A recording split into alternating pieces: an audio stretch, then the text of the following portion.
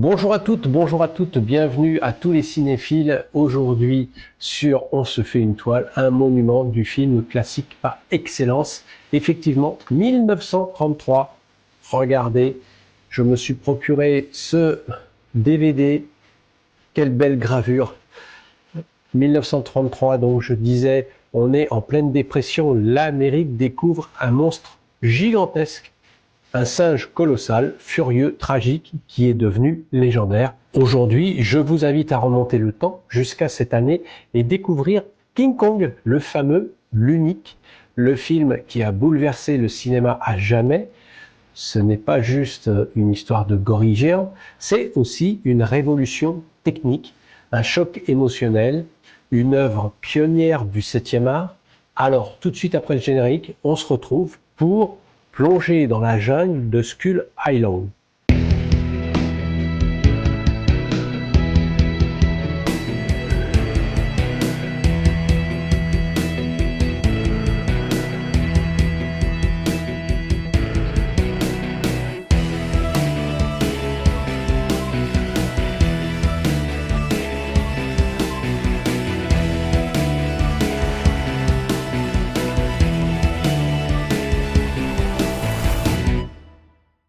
L'histoire nous raconte celle d'un tournage d'un film documentaire.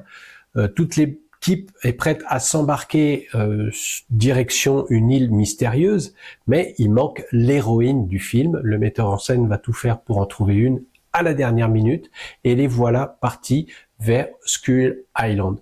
Sur place, on retrouve des indigènes, une muraille immense et bien sûr, derrière, la fameuse créature titanesque, celle que l'on nomme Kong.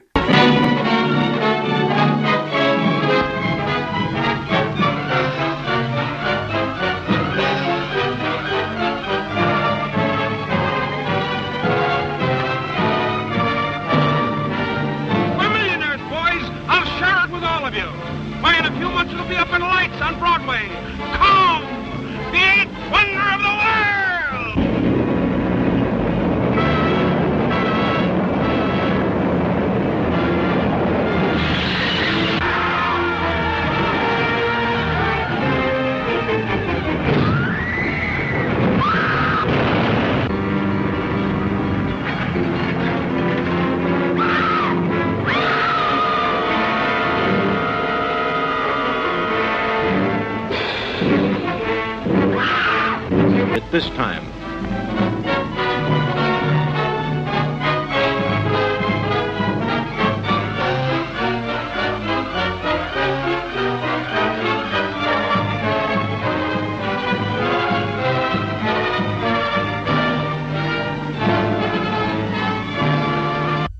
Sur place, on retrouve donc les indigènes, une muraille immense, des danses tribales, et bien sûr derrière la fameuse créature titanesque qui est dans cette fameuse jungle.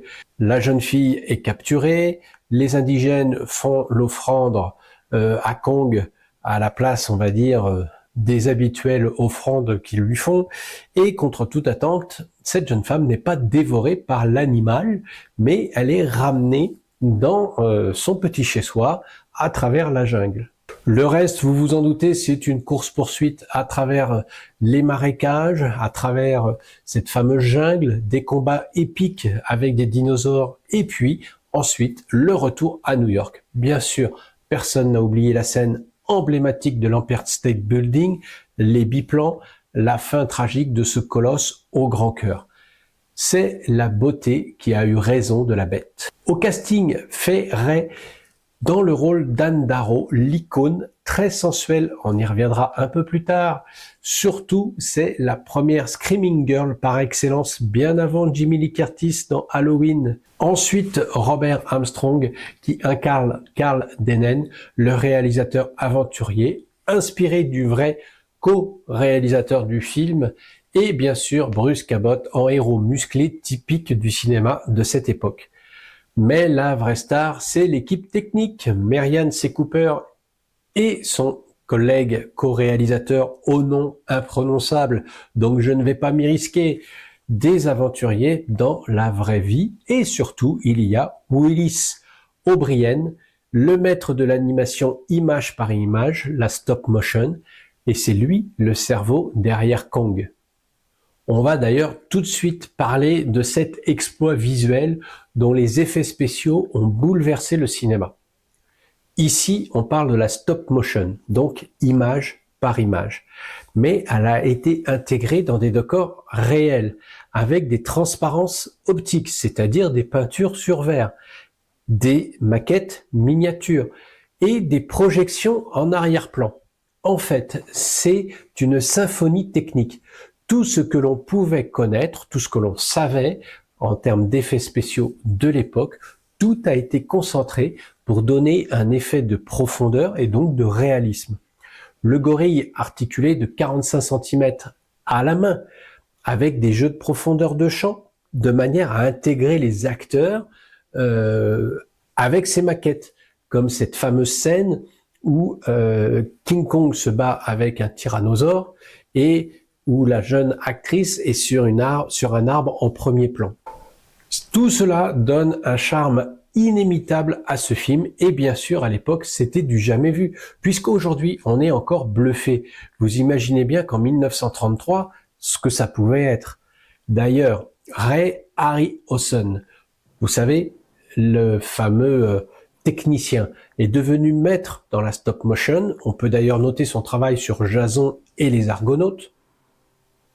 Il a eu une révélation quand il a été voir ce film, quand il était enfant, il l'a vu sur grand écran et il a su ce qu'il avait envie de faire. Et c'est ça la magie du cinéma, c'est donner du rêve et faire de ce rêve un art de vivre. Ce qu'il y a de bien quand je me replonge, on va dire, dans ces films pour préparer ces vidéos que je vous présente, c'est que je me replonge donc dans l'univers de ces films et que je vais chercher des petites anecdotes croustillantes qui font le piment de ces vidéos. Enfin, je l'espère. Par exemple, je peux dire tout de suite que l'actrice Fay Wray pensait jouer avec Clark Gable. Le coquin de Merian C. Cooper lui avait déclaré au niveau, on va dire, du casting, du repérage, qu'elle allait jouer avec le plus grand, que l'acteur principal serait le plus grand et le plus sombre d'Hollywood. Donc elle a tout de suite pensé à Clark Gable et elle s'est retrouvée dans les mimines de King Kong. Pas complètement différent. Le code ICE que l'on a déjà mentionné sur On se fait une toile est rentré en vigueur en 1934, juste après la sortie de King Kong. Mais il a quand même réussi à faire des coupes et notamment, comme je vous le disais, avec cette actrice que il nous semble sensuelle. Pourquoi je dis ça? Puisqu'il y a deux scènes problématiques, on va dire, dans ce film. D'ailleurs, la restauration récente nous a redonné ces scènes entières sur le DVD. Et donc, si je mentionne ces deux scènes, et ces deux scènes se passent sur le bateau, en direction la fameuse île mystérieuse. Elle discute, l'héroïne, avec le cuisinier qui est en train d'éplucher des pommes de terre. C'est du badinage, voilà, c'est rien d'autre. Mais, dans une deuxième scène, elle tourne des images d'essai avec le réalisateur qui lui crie « Crie pour ta vie, Anne, crie !» Et on peut remarquer lors de ces deux scènes la transparence de la robe de la comédienne. Vous me direz, c'est pas très grave. Sauf qu'elle ne portait pas de sous-vêtements. Et là, c'est quand même flagrant. Alors, on sait que les films de pré-code sont assez osés et vont beaucoup plus loin dans la sensualité, dans la violence ou quoi, qu'une fois que le code ICE a été mis en place. D'ailleurs, pour ce film, il a aussi fait en sorte de couper quelques scènes qu'il jugeait trop violentes, dont une, par exemple, qu'on retrouve dans ce film en DVD restauré, lorsque les marins sont sur le tronc d'arbre qui veulent passer ce ravin et que King Kong les jette hors de ce tronc d'arbre et qui tombent, on va dire, dans le fond du ravin. Dans l'original, il y avait une araignée géante, des araignées géantes qui venaient et qui dévoraient les marins. Cette scène a été coupée, mais cette scène a carrément été perdue. Donc aujourd'hui, on sait qu'elle a existé, puisqu'on a encore des photos, mais sinon, ça aurait disparu à jamais. À sa sortie, King Kong a fait un carton monumental. Il y avait des files d'attente à perdre de vue. La critique était même émerveillée. C'était le premier blockbuster de monstres, une œuvre à mi-chemin entre l'horreur, l'aventure et la poésie. Le film a rapporté pour le studio RKO, qui était d'ailleurs au bord de la faillite plus d'1,7 million, somme énorme. D'ailleurs, à sa sortie, le film, vous savez, quand les films sortent aux États-Unis, c'est le premier week-end qui va donner la tendance, on va dire, si les films vont marcher ou pas, plus ou moins. Et bien, celui-ci a eu un énorme succès lors du week-end de démarrage avec 90 000 $. C'était du jamais vu. Il s'agit même du seul film, le seul à avoir été projeté simultanément dans deux des plus grands cinémas de New York, le Roxy et le Radio City Music Hall. Allez savoir pourquoi ils ont mis un nom à rallonge comme ça, sachant que la capacité totale des deux salles était d'environ 10 000 personnes et qu'à chaque représentation, eh bien, c'était complet. Et tenez-vous bien, chaque représentation, c'est pas mal, mais il y en avait 10 par jour. Donc c'est énorme. La toute première vision de Merian C. Cooper pour le film était celle d'un singe géant au sommet du plus haut des gratte-ciels du monde. Il a ensuite travaillé à rebours pour développer le reste de l'histoire et du scénario. À savoir que l'Empire State Building, là où King Kong a fait son final, a été terminé de construire seulement 2 ans avant que le film ne soit tourné. Il faut savoir aussi qu'à la mort de l'actrice principale en 2004, l'Empire State Building a éteint toutes ses lumières pour honorer sa mémoire. Lorsqu'on le revoit ce film aujourd'hui, on voit clairement, ou en tout cas on a l'impression que la fourrure de Kong semble bouger constamment. Eh bien, c'est tout simplement parce que les animateurs, les personnes qui étaient là pour animer la maquette, à chaque fois qu'elle touchait en fait l'animal, on voyait que les poils bougeaient. Ils avaient beau la repeigner entre guillemets, la remettre correctement, ça se voit à la caméra. Ça se voit que ça bouge. Eh bien, pour moi, ça n'est pas du tout choquant. Au contraire, j'ai cru que c'était fait exprès. J'ai cru qu'il y avait un peu de ventilateur qui était mis pour me faire montrer que le gorille était vivant. Eh bien, j'ai trouvé ça génial parce qu'en fin de compte, c'était pas voulu, mais pour moi, c'est pas grave, l'illusion, eh bien, elle a fonctionné. Alors, il serait injuste de quitter cette rubrique sans parler de la musique qui colle parfaitement aux images. Quoi de plus normal aujourd'hui, allez-vous me dire?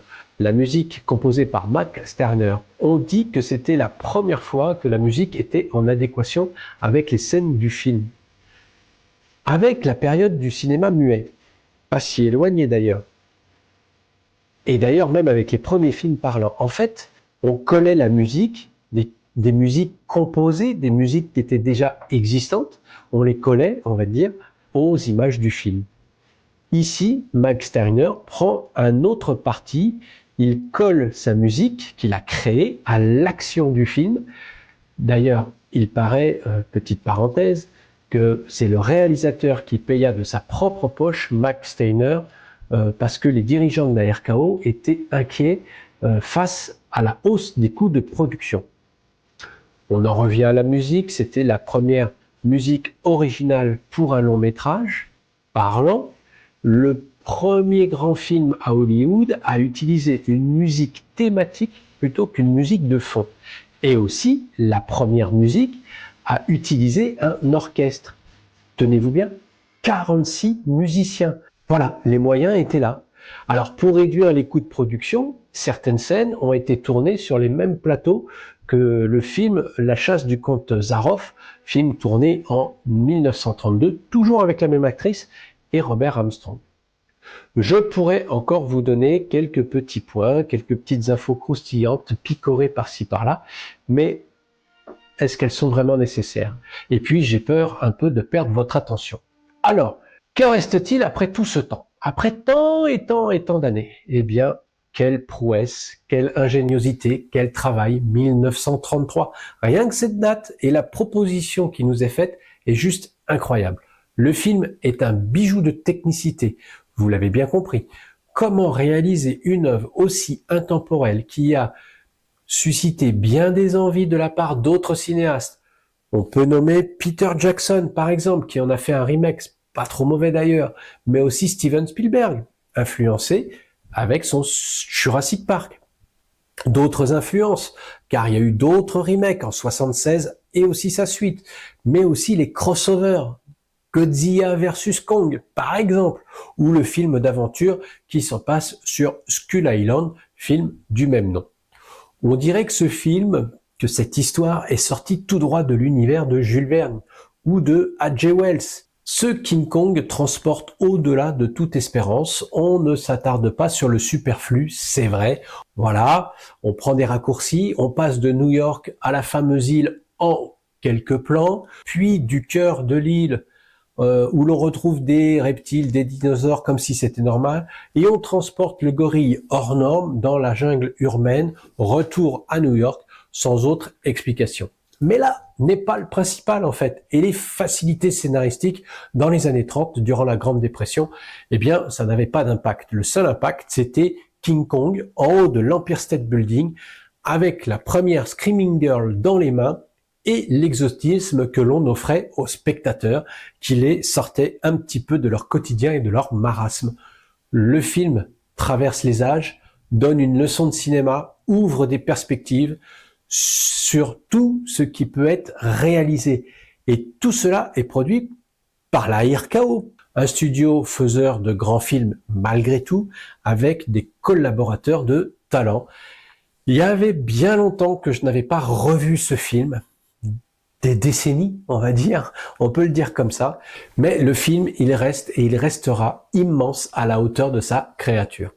Voilà, c'est tout pour aujourd'hui pour ce King Kong de 1933. Ah oui, j'oubliais, il n'y a pas de CGI, il n'y a pas de motion capture, il n'y a pas d'ordinateur, il n'y a pas de milliards de budget, de fond vert, de fond bleu, tout ce que vous dites. Il y a juste un truc qu'on ne peut pas recréer, c'est l'émerveillement brut. C'est la preuve qu'avec de l'idée, du cœur et du génie, on peut marquer l'histoire du cinéma. Alors, si vous avez aimé ce voyage dans le passé, eh bien, lâchez un petit like, abonnez-vous, passez le cap, c'est gratuit et c'est sans engagement. Cette chaîne a encore du mal à décoller, je ne me l'explique pas, je ne comprends pas, c'est comme ça, c'est tout, c'est pas grave. Si vous pouvez faire un effort et vous abonner, ça serait super. Dites-moi en commentaire, peut-être que vous avez des idées, peut-être que vous avez votre monstre préféré du cinéma. Alors dites-le moi dans vos commentaires. Et puis, on se retrouve très prochainement sur On se fait une toile ou sur un autre concept de la chaîne. Je vous dis à très bientôt. Portez-vous bien, bonne toile et ciao ciao. Oh no, it wasn't the airplanes. It was beauty killed the beast. Beauty killed the beast.